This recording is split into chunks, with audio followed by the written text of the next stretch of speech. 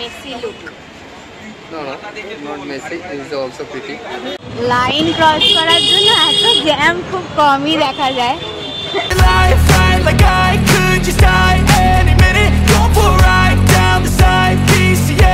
Very good morning, Kolkata. তো এখন আপাতত আছি রথতলায় ভালো বৃষ্টি নেমেছে। আমি আর বাবা এখন চা খাচ্ছিলাম, চাটা খেয়ে এখন বৃষ্টিতে দাঁড়িয়ে আছি।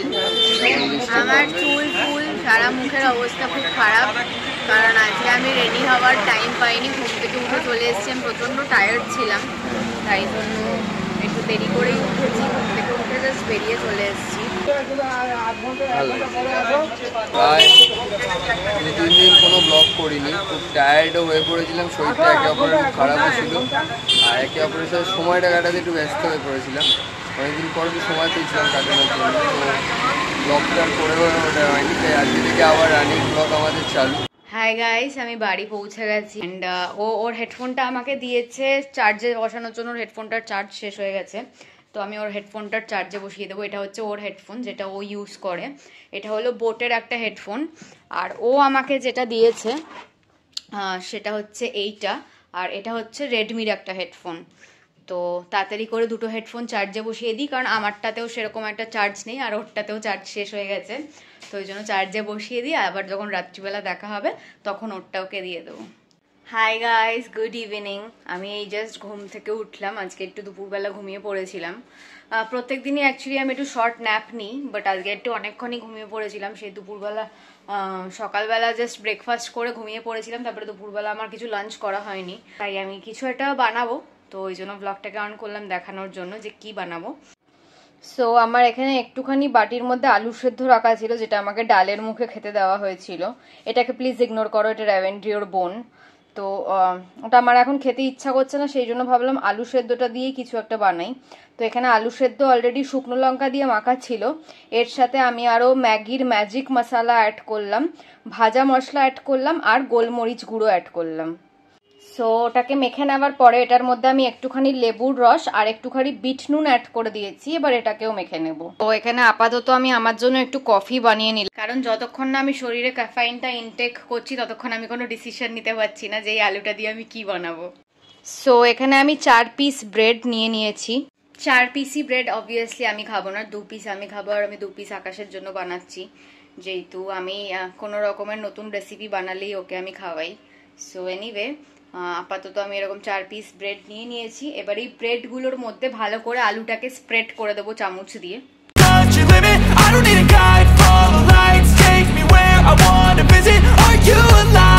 এখানে আমার ব্রেডের মধ্যে আলুর কোটিং দেওয়া হয়ে গেছে। ফার্স্টে আমি সিঙ্গেল কোটিং দিয়েছিলাম, তারপরে দেখলাম আরেকটু আলু পড়েছিল, যেটা দিয়ে আরেকটা স্যান্ডউইচ হয়ে যেত, যেটা দিয়ে আমাদের এই মুহূর্তের কোনো দরকার নেই। তাই জন্য আমি যেই আলুটা পড়েছিল সেই আলুটা দিয়েই পুরো ডাবল কোটিং করে দিলাম। এখন দেখতে পাচ্ছ আলুটা পুরো শেষ হয়ে গেছে। দুটো স্যান্ডউইচের মধ্যে, দুটো ব্রেডের মধ্যে পুরো আলুর কোটিংয়ে ভর্তি করে দিয়েছি। এর ওপরে আমি ভেবেছিলাম যে স্লাইস চিজ দেবো, বাট এই মুহূর্তে আমার অতটা বেশি চিজ খেতে ইচ্ছা করছে না, কারণ আলুর ফ্লেভারটার সাথে চিজের ফ্লেভারটা এই মুহূর্তে অতটা ভালো করে যাবে না। তাই জন্য অল্প একটু চিজ দেওয়ার জন্য আমি এই কিউব চিজটা বের করেছি। এটাকেই ওপর দিয়ে একটু একটু ক্রাশ করে দিয়ে দেবো। সো দেখো, এটার মধ্যে আমি চিজগুলোকে ক্রাশ করে দিয়ে দিয়েছি। এরপরে আমি এখানে এই সসটাকে অ্যাড করব। শুধুমাত্র এই সসটাকেই অ্যাড করতে হবে, কারণ অন্য কোনো সসে এরকম টেস্ট আসে না। এটা আমার ফেভারিট সস, ম্যাগির hot and sweet tomato chilli sauce. So এখানে দেখো আমি চিজটা আর সসটাকে ভালো করে স্প্রেড করে নিয়েছি। এরপরে আমি এখানে বাকি যেই দুটো মানে ব্রেডের স্লাইস ছিল সেগুলোকে এখানে অ্যাড করে দেব। সো এখানে ইন্ডাকশনটা অন করে আমি এখানে প্যানটাকে বসিয়ে দিয়েছি।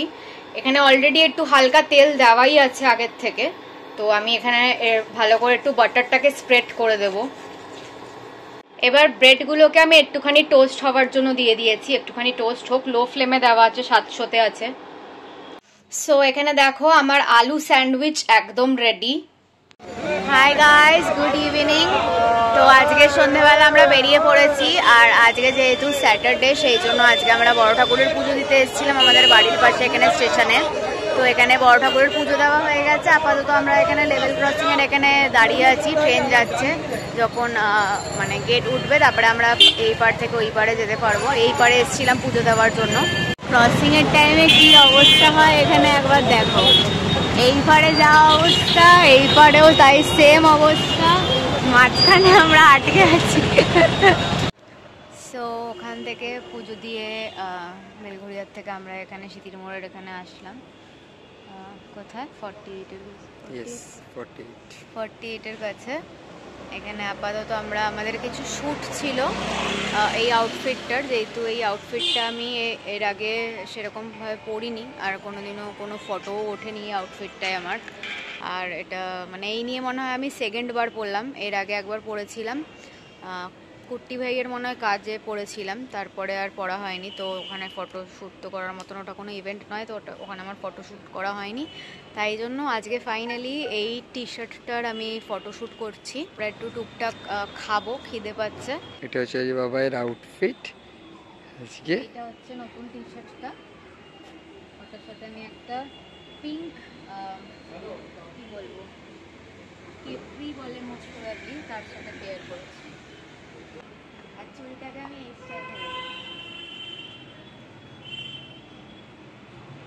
হাই গাইস, ব্লগটাকে আজকের মতন এখানেই এন্ড করছি। যদি ভালো লেগে থাকে then please do like, comment, share and subscribe to our YouTube channel and don't forget to follow us on Instagram. আবার খুব জলদি একটা নতুন ভিডিওর সাথে দেখা হবে। বাই।